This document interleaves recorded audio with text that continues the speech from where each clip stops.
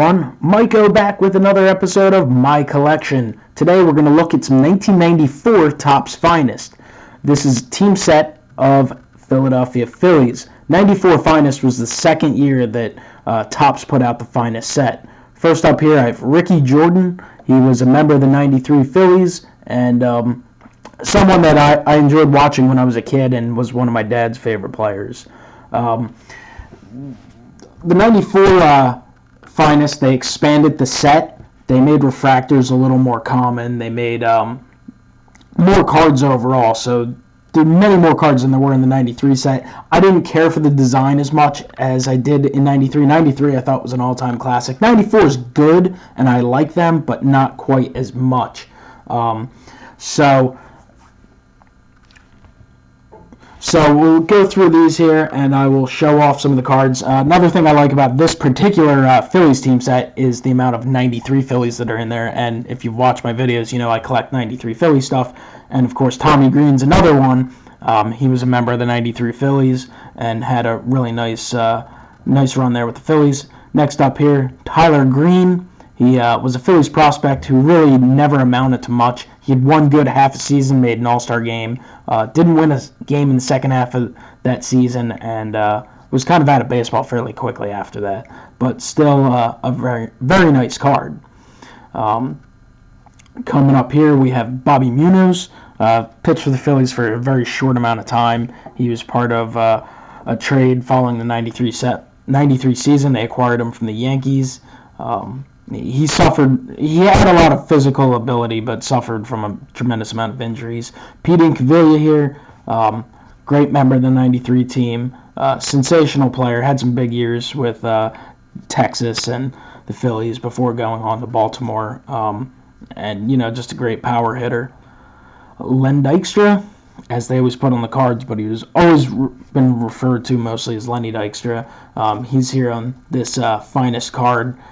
They had some. They weren't variations because it was just a different way they made the card. But they had the alternate background. But Dykstra had a phenomenal 93 season, and then really that was the last year he was ever fully healthy for a full season, which is a shame. But he hung on for a few more years and struggled with the injuries. But of course, you know, we'll always be thankful for that tremendous run he had in the early 90s for the Phillies, and was also a big-time New York Met, helped them win the World Series back in '86. We have Mickey Morandini, who was a member of the 93 Phillies, had a nice run with the Phils, was another player that I just loved watching as a kid. Right now, he's in the Phillies organization, coaching in the minor leagues I think he has the mindset of eventually becoming a major league manager, so wish him the best. Another 93 Philly, Milt Thompson. He platooned in left field with Pete Incaviglia. He's also been back with the Phillies a few times as a hitting coach. I'm not sure where he is right now. I think he was working for the Wilmington Blue Rocks at one point. He may be with another organization. I'll have to look into that. But Milt Thompson, he had some nice years in the big leagues. Mariano Duncan had a sensational 94 season. I believe he reached the All-Star game with the Phillies in 94. Also played a big role on the 93 team, which is one of the themes here. And, you know, had a nice career with some other teams as well, including the Dodgers. He's been coaching different teams year to year. He was coaching the Dodgers, I know, in 08 and 09 when the Phillies were playing him in the postseason. Dave Hollins, not one of my favorite cards of him ever. It's kind of a weird photo for this card catching a pop-up in foul territory. But Hollins had some nice years for the Phils until, you know, he really just started losing it due to injury. He's a scout with the Phillies now.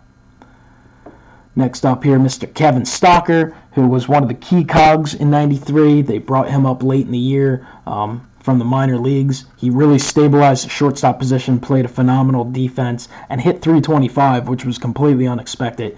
He never had the same offensive prowess after the 93 season, but he did have some solid seasons for the Phillies, Angels, and Tampa Bay Rays before calling it a career. I know he's been doing some announcing for collegiate baseball, I think in the Pac-12.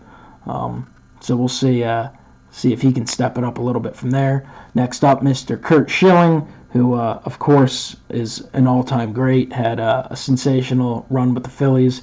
And it would be amazing to see how many wins he might have had in his career if he didn't pitch for for so many awful Phillies teams. I mean, truly awful teams where he would struggle to win 15, 16 games, despite having sensational seasons. The teams were awful, but Schilling, a great pitcher.